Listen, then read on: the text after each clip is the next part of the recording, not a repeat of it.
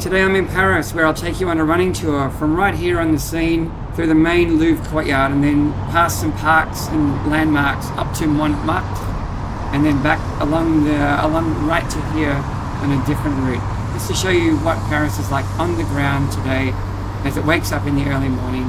I'll also talk about some things that I run past so that you can learn a little more about this incredible city as we explore it together.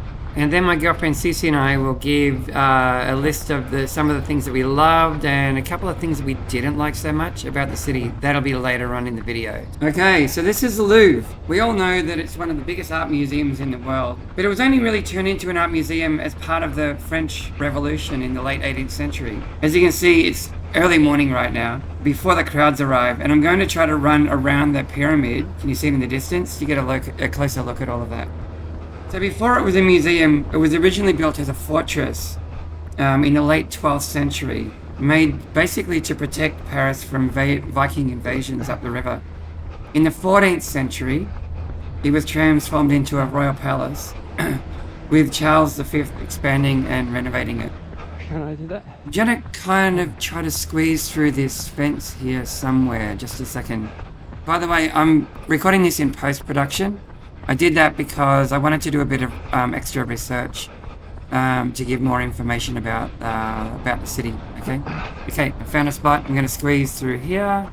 So by the 16th century, the Louvre became a centre for the arts in Paris, housing an extensive collection of artworks. In the 17th century, Louis XIV moved his home, which was the royal palace by then, to the Palace of Versailles, leaving the Louvre pretty much unused for a while until the French Revolution.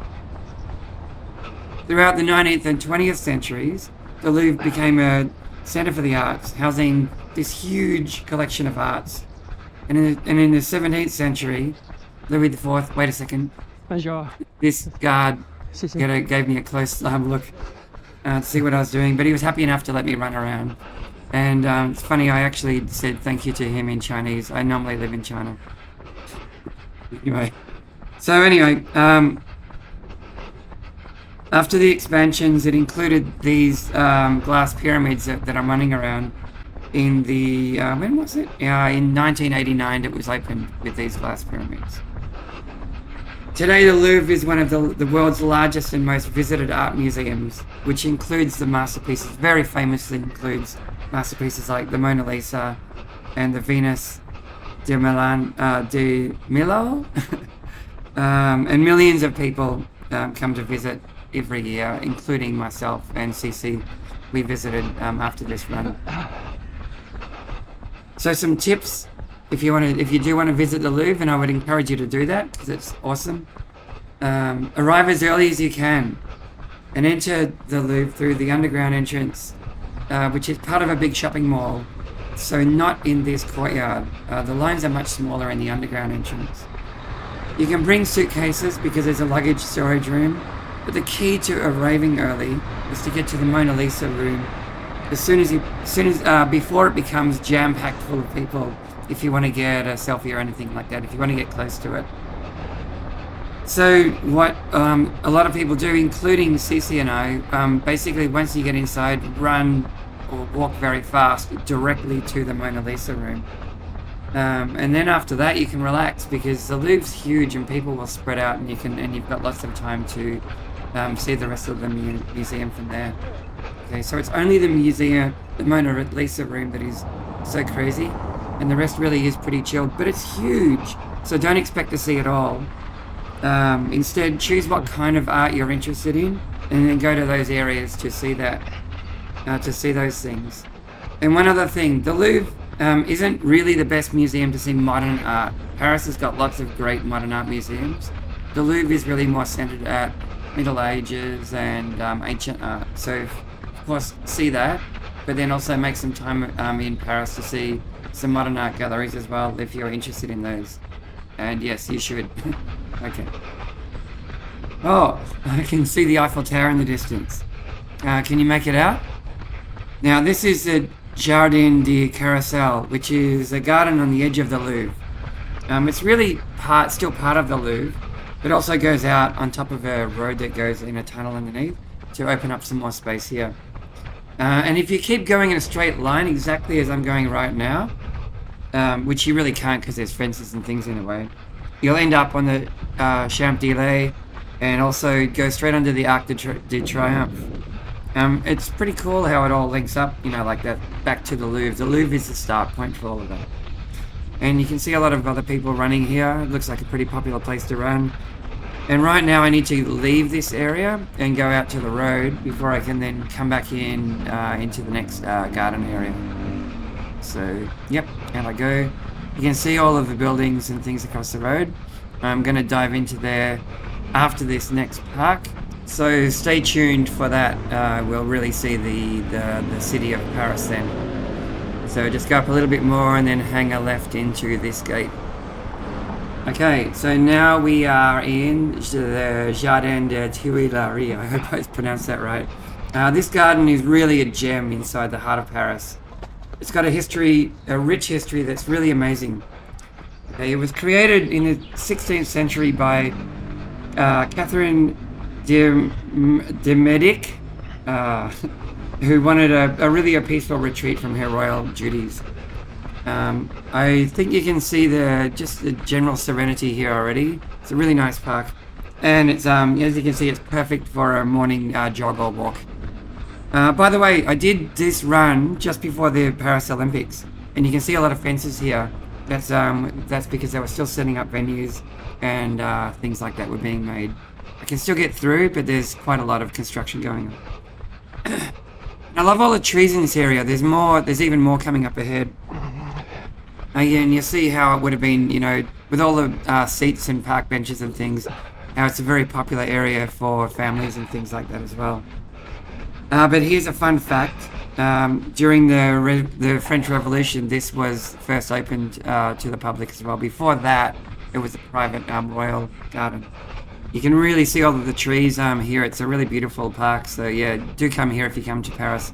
Also in this garden is where Monet painted that very famous water lilies painting.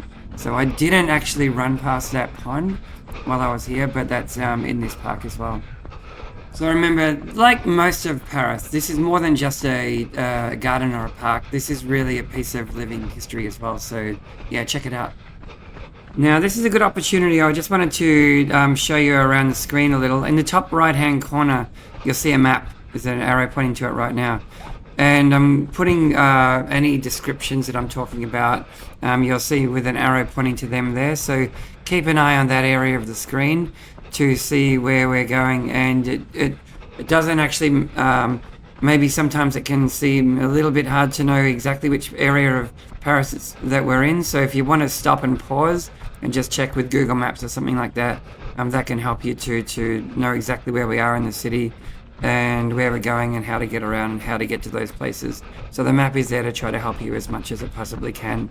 Okay, let me know if it does help, or if it doesn't, I'd like to do the best I can.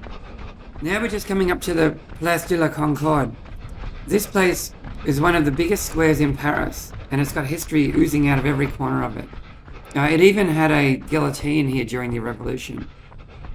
And what you can see across the water is the giant Luxor obelisk from Egypt. This was a gift from Egypt, and this is a great spot to relax and take in the scenery. We're not actually in the Place de la Concorde here, but you can see it over the pond of the octagonal pond. By the way, this all so far that we've been has all been in the first arrondissement of Paris, or arrondissement or district or neighborhood of Paris. This neighborhood was not the original Paris village or town. Paris itself started on the island where Notre Dame is, and that island is known as the Isle de la Cité. Bonjour.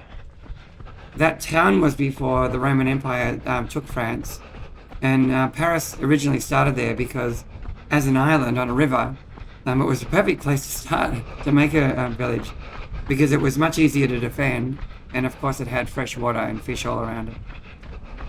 So great transportation links, in all directions, both along the river and across the land as well. That island now job. is known as being in the fourth arrondissement or neighborhood.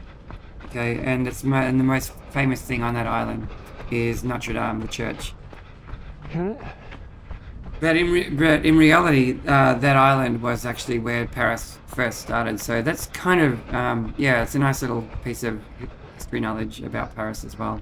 Now I'm going to go over this footbridge out of the park, and on the other side of this, we're Sure. going to go straight into the city itself, in through the buildings and stuff like that. Okay, so running through here, jump off the other end, not quite, the stairs, and down we go. This street that we're just about to cross, by the way, is the Rue de la Paix, one of Paris's premier streets. This is one of the go-to spots for luxury shopping, featuring top designers, boutiques, and jewelry stores. Now you might be wondering why I'm making videos like this, and it all comes down to the fact that I love to run, as I said earlier. But also during COVID I was stuck on a treadmill and got very bored very quickly, but found videos from people around the world that would publish where they would run, and it was awesome. It was so much better than just looking at a blank wall. So I really enjoyed that and decided that I wanted to do some of those things as well. So that's what this is, a contribution to that. We're now approaching the Colonne Vendôme, an iconic monument column which towers over the Place Vendôme, or Vendôme Square, and serves as another powerful symbol of French history. Erected by Napoleon in 1810, it commemorates his victory at the Battle of Austerlitz, and is decorated with carvings showing scenes from that campaign. Standing 44 meters tall, the column is actually made from bronze cannons captured from the enemy during that campaign, showcasing the artistry and craftsmanship of that era. And if you look up, you'll notice detailed carvings that tell that story. The surrounding square is equally impressive, featuring luxury boutiques and architecture that embody Parisian style. So it's a great place to appreciate some more rich history, and also if you want to do some high-end shopping. We're now going into the second arrondissement, which is an area that showcases the downtown city's rich history and modern vibrancy. It's home to notable landmarks such as the Palais Montmartre, if I've pronounced that correctly, which used to be the stock exchange and is a great example of classic French architecture. We don't run past that on this trip, sorry, but it is in the second district, the second arrondissement. This district also features the Passage des Panoramas, which is one of the oldest covered passages in Paris, where you can find shops and cafes that have been around for many, many years. It's a place where history meets the hustle and bustle of today's modern Paris. The second arrondissement also boasts a variety of boutiques, restaurants, art galleries, making it a cultural hub. It's a district that reflects that diverse spirit of Paris, which blends the old and the new, and is a significant part of the landscape and history of the city. So we'll be running through here up the hill. We're heading towards Montmartre now, and we'll end up in the 9th pretty soon, but yeah, just have a look through here. And just like that, we are now out of the second arrondissement, and we're now in the 9th arrondissement. Okay, and just right now, we're just, you can see on the left-hand side, we're just passing the Palais Garnier, which is also known as the Opera Garnier, which is a stunning architectural masterpiece in Paris, commissioned by Napoleon III and completed in 1875. This opera house is a symbol of the opulence of the Second Empire style. The Palais Garnier it's not just an opera house, it's a cultural landmark that hosts a variety of performances, including obviously opera, but also ballet and concerts. And with its rich history, you can see there's a big banner over the front of it. They must be doing some renovation work to it. With its rich history and stunning design, the Palais Garnier is a must-visit destination for anyone looking to experience the artistic heritage of Paris. But by the way, on this trip, we didn't get a chance to visit it, sorry, so I can't talk about what it's like inside. We'll try again next time, of course. Okay, we'll keep going. Up next is the Boulevard Haussmann, which is one of the most iconic avenues of Paris, and it's located in the 8th and 9th arrondissements. Okay, during the mid 19th century, renovations by Baron Haussmann, this Grand Boulevard was a prime example of the urban planning that was going on. This is it just here. Okay, which transformed Paris. I should say at this point, before this, Paris was more and more crowded. There was a very popular place, but there was most of the streets were getting smaller and more sort of alleyway-like and harder to negotiate the city. This was a prime example of an attempt to make Paris more accessible and open to people living there. The boulevard is famous for wide tree-lined avenues and impressive Haussmann architecture, which is categorized by uniform building heights and classical facades. It's also home to the city's most renowned department stores, including Galeries Lafayette and Printemps, making it a shopping destination for both locals and tourists like myself.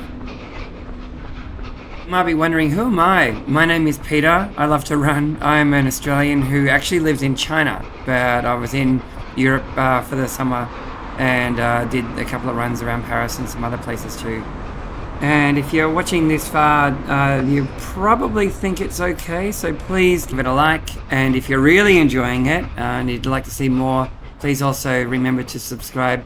And if you want to comment on anything, please do. I'd love to hear what you've got to say or what you think about any of this, whether you are a French person living in Paris or anybody else in the world. Any feedback would be really appreciated.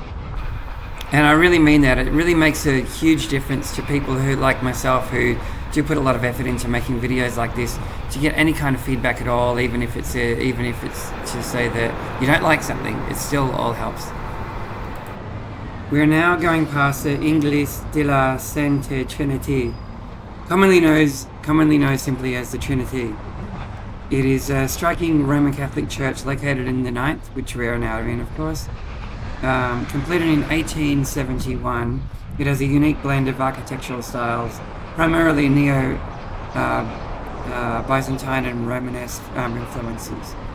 I'm only running past it, so I can't really show you the church very well here.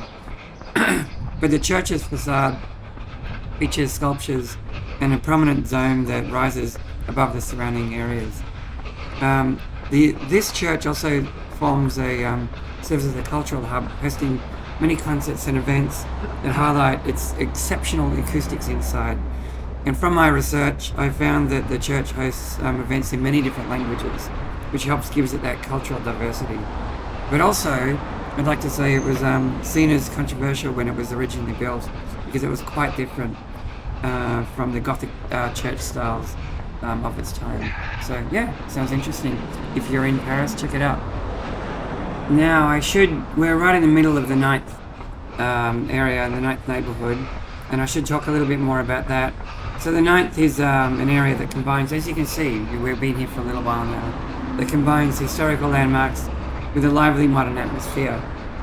It's known for its cultural diversity, just like the church just back then, and an eclectic mix of cafes, restaurants and shops. Some huge shops, but also lots of cafes and things. And as you can see, still it's very early in the morning. The time up in the top right-hand corner will show you that it's barely 7 o'clock in the morning. The neighbourhood also has a great nightlife with bars and clubs that they offer live music from all spans of all kinds of genres. For those who enjoy running like me, this is a great area too, because as you can see on the topographical map on the top left-hand side, the little dot where I am, it's going up that hill now. So this is the climb up to Montmartre now. Montmartre is really the main hill in central Paris, so if you want to do some hill work while you're running or even walking, this is a good place to do that. Overall, the 9th is a fascinating blend of history and contemporary life, with its architectural landmarks, cafes and bar scenes with diverse restaurants.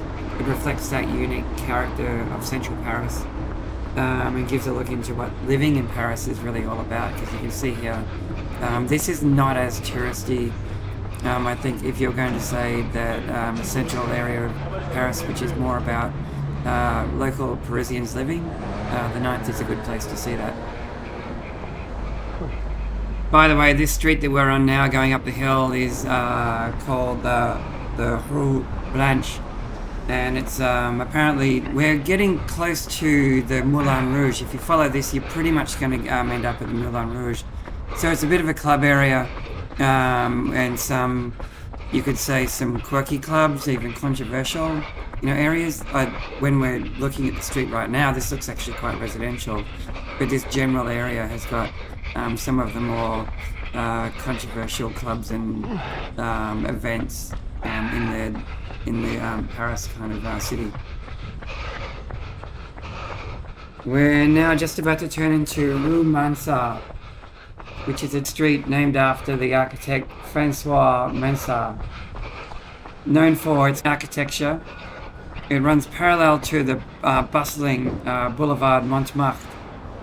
This street is notable for being in the middle of the vibrant Pigalle district and having a lively and sometimes risque atmosphere. Rue Mansart features a mix of residential buildings and small cafes.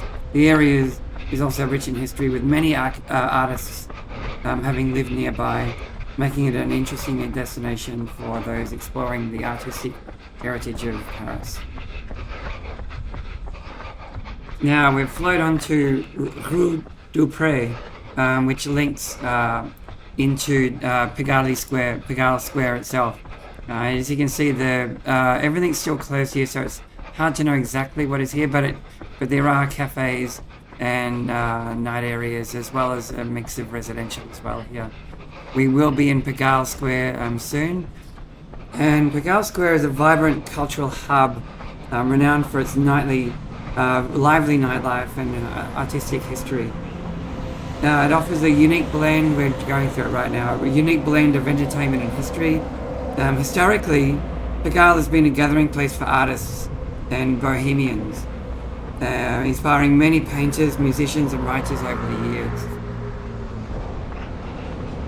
The square's eclectic vibe is enhanced by a mix of bars, nightclubs and cafes, creating an atmosphere that can be both charming and edgy. Our hotel's right next to here, actually. Pigalle Square features notable architectural and historical sites, making it a fascinating destination for anyone wanting to explore Paris. And while it does have a reputation for adult entertainment, the area is also celebrated for its artistic legacy and cultural significance, making Pigalle Square a must-see and visit and stay at for anyone looking to experience the dynamic spirit of this city. And here's our hotel. This is exactly where we are. And I just had to jump then, because what I in fact did was I started the run here and I ran down the hill and then came back to here. But in terms of watching it as a video, it was kind of it didn't flow nicely, so I changed this around so that the start was actually at the river, and I made this the halfway point instead, if that makes sense. So what happened there was I ran through Pigalle Square, showed you my hotel, and you heard the click of my watch, which was the end of the run. It's a homeless person. Didn't see that many of them, while in Paris, but there certainly are in this city, as anybody who's been to Paris will know. I'm now going back through Pigalle Square, kind of the start of the run for these cars. Now we're going to go down the hill again and end up back in the Seine, the Louvre area and that sort of thing. By the way, our hotel over the road, there was the major road there, and over the road we just stepped into the 18th arrondissement of Paris. So we just stepped over, but now we're back into the 9th. But I'll just talk a little bit about the 18th, because that's the area of Paris with Montmartre itself, with the church and the hilltop and everything else like that. So the 18th arrondissement of Paris is a vibrant area brimming with history and culture. Best known for the iconic Montmartre, this neighborhood of artists, including being the Parisian, this was where Pablo Picasso lived, and Vincent van Gogh, when they were living in Paris in the 18th, but now back in the 9th, of course. And on top of the summit, which is the biggest hill in Paris, it's 130 meters up, you'll find Sacré-Cœur Basilica. It's a big white church, which is awesome. You really should visit that as well. And it's easy to get into. You don't need to book to get into that church. It's a striking white church that offers breathtaking views right across Paris. And the climb up to the basilica is not only rewarding, but it's also a great way to get your heart rate up. So it's a fantastic place to run if you're, in Paris and you want to go for a run or anything like that. There's lots of cafes and shops in the area, and it really does reflect the heritage, the artistic heritage of the place. And for anybody that knows, the movie, I think it was in the 90s, Emily, what's her name? That cafe where that movie was set, that's actually in Montmartre, as is the Moulin Rouge itself. That's on the other side of the road, which is also in the 18th district. Okay. The 18th is also known for the rich cultural diversity. It's got a really great art scene, and lots of murals on the streets. Really, it's a very photogenic area. Lots of festivals and things like that. Okay, so yeah, that's the 18th. But now we're back into the 9th and heading down the hill, back towards the 2nd again. Oh, and by the way, before I do leave it completely, the big road just north, the border between Pigalle and the 18th is known as the Cliché Boulevard. I want to mention that because it's a real promenade. There's 2 lanes where the traffic goes, and then on the inside of that, there's a really great park that's got access for walkers, runners, bike riders, and all kinds of things like that. So that's really a really great boulevard in Paris. And I'm sorry for my croaky voice. I've had a cold, and my voice hasn't recovered from it yet. So it sounds like I'm saying all of this with gravel in my mouth. Sorry about that. Now, back to where we are now. This is Rue Thibault. This is a smallish street that's, as you can see, pretty similar to the others that we've been on. I did some research to this one, and again, many artists and bohemians have lived here over the years and centuries. It has had quite a number of places that have got a reputation for being haunted, which is pretty cool. So yeah, that's this street here. The truck's in my way. Now from here, the road pretty much, you can see on the map, pretty much follows back to the park, and then we'll head back over to the river, which of course is where we started the run and where we will finish it again. So I'm not going to commentate any more about the actual journey now, because I think I've covered most of the things. We go past the opera roughly again, so most of those things have actually been talked about. I do want to talk more about Paris itself though, because Paris is fantastic.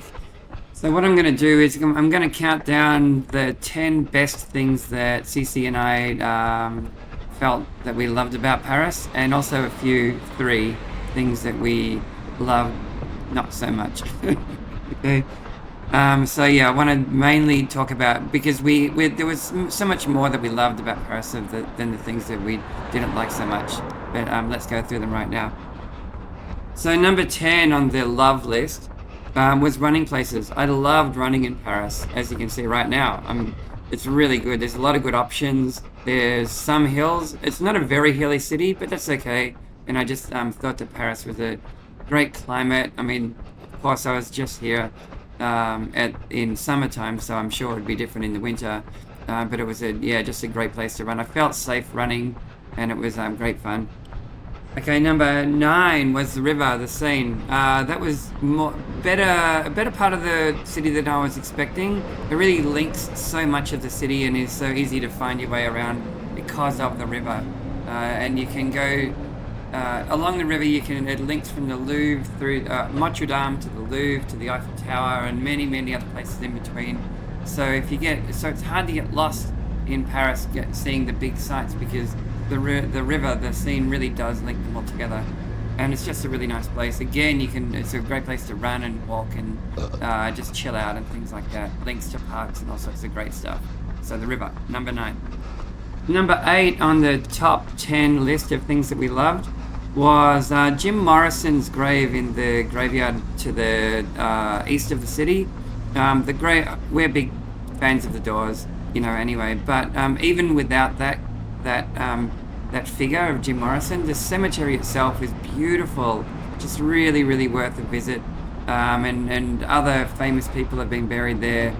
Orson Welles and some others. I forget off the top of my head right now. Please comment if you can remember who else is buried there. But yeah, it's just an amazing, cool place to look around in a really great part of the city. A highlight. Now, I'll talk about one of the lowlights. This wasn't, I don't want to make this sound bad. I've picked 3 things that were not that great with Paris. Number 3 for us was on our last day. We were in a different area of the city. It was, I think, more of a corporate, high-end area, and it just seemed to be impossible to get any kind of a drink or coffee or anything like that. When we did find one, they were like double the price, and it was just, I don't know. Put it this way: if it came to Paris and that was the first place we visited, we might not have as good an opinion of the city. But we were saved by finding a really, really great cafe not far from there, which lifted our spirits again, which was awesome. We were back in the loving Paris mode after that. Okay, number 7 on the top 10 list was Air France. We flew from Hong Kong to Paris with Air France and back again.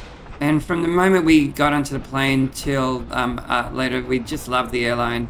It was a red-eye flight, and at midnight they brought out champagne, had a little mini party and things. It was just a great vibe, and the flights were booked out on the way back, and we had to stay in Paris the next day. They gave us 600 euros each to enjoy the city again, and it was just great, just really good service. Number 6 on the top 10 list was the cafe culture of Paris. It's got a really good vibe. Lots of cafes have tables and chairs outside. Really good place for breakfast and things. In fact, I probably enjoyed breakfast more than lunch or dinner in Paris because of that really great, the cafe culture of the city. I miss that. We don't have that as much in China. Now back to the not so great list. This is number 2, and it's another personal experience. When we first arrived in Paris, it took a long time for us to check into our hotel. The owners were quite disorganized and couldn't find our booking, didn't believe us. It took us about 2 hours to convince them. But, that was just one hotel, and it was just a personal thing. I had to mention it, but I'm sure it's not the same for everyone. So that's number 2. Back to the best list of things that we loved is the area that we stayed in, Montmartre. We originally got that hotel because it didn't seem too far away from the centre, and the hotels there were cheaper. But the area itself was awesome. We really loved it. Everything from the churches and the cafes and just the art scene, the bohemian scene there, was really great. So I'd recommend to stay in that area if you wanted to see somewhere great but still have affordable hotels. Number 4 was art galleries. Of course, it's something that Paris is so famous for, but it didn't disappoint. The art galleries in Paris are spectacular. Everything from the Louvre through to what's the name of it? Please tell me in the comments. The Modern Art Gallery in the CBD area as well. I think it's been temporarily suspended as they do renovations at the moment, but just incredible. The galleries and museums of Paris are just out of this world, and certainly worth a visit just for that. Now, the number 1 of the things that we didn't really think were that great, and you can do better, Paris, and that is public toilets. It's really still quite. I can see that Paris is trying. There are some new ones, but the city just needs a lot more. They're very slow and hard to wait for, and there's just not many around. So yeah, if anything can be improved in the city, I think it would be the public toilet, public bathroom infrastructure. Please. Okay. Now, number 3 in the top 3 of the best list for us was, and this sounds cliched, but it was the Eiffel Tower. Eiffel Tower is spectacular. We loved it so much. We actually went back there for another picnic on our bonus day after we needed to stay an extra day, and loved it just as much. It's just such a landmark, and yeah, just so beautiful and chilled and laid back, and just I can't say enough about it as a city landmark. Love the Eiffel Tower. Number 2 are the people, the Parisians. You know, Paris and Parisians can sometimes get a bad rap. We didn't find that at all. In fact, I think that they were some of the friendlier people that I've ever met. And it's amazing just how much trying to speak a little bit of French helps. But even if you can't, there were so many that were just happy to try to speak English as well, more than I was expecting. The people of Paris were really fantastic. Thank you for being so great while we were there. Bonjour. And that leaves number 1, the favorite thing that I felt about Paris, and Cece as well. It's just that really progressive vibe of the city that's just got this really eclectic and proud mix of old and new. The ancient Roman links through to the medieval and Renaissance and just everything else in between, and then putting it alongside really ultra modern and, you know, amazing great modern architecture and art and everything else that goes with that. Also saw a lot of sustainability initiatives, really good progressive stuff going on right through the city. Okay, so yeah, really love the city. So now, as you can see, we're basically back. The Louvre is on my left hand side. We're about a minute or so to go. So if you've made it this far, thank you very much. Thanks for putting up with me. Put a plug in one more time that if you enjoyed the video, give it a like. If you really enjoyed it and you want to see more videos like this, please give it a subscription. Give me a subscription, and also any comments are always very welcome. There's the entrance to the Louvre again on the left-hand side. You can see where I'm headed. So thanks again. I'll see you in the next one. I might put in a clip after this of some fun things, me and Cece, and yeah, thanks again. Bye.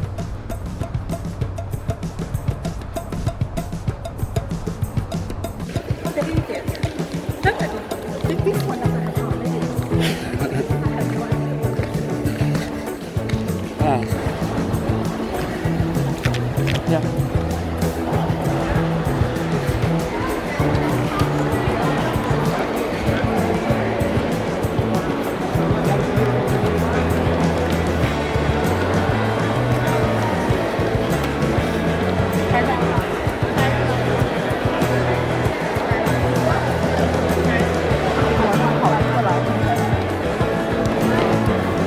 You have to run to this and then we can relax.